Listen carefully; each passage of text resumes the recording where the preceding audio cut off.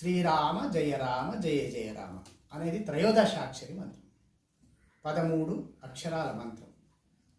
ఇంకోటి రామకృష్ణ మిళితమైనటువంటిది హరే రామ రామ రామ హరే హరే, హరే కృష్ణ కృష్ణ కృష్ణ హరే హరే.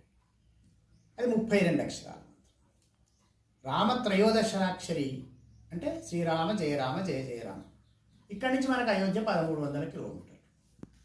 1300 కిలోమీటర్లు ప్రయాణము చేయలేకపోయినా 13 అక్షరాలతో రామచంద్రుడిని మన హృదయంలో ప్రతిష్ఠించుకునే వీలు వేదం మనకు కల్పించింది కనుక దాన్ని సార్థకం చేసుకుందాం.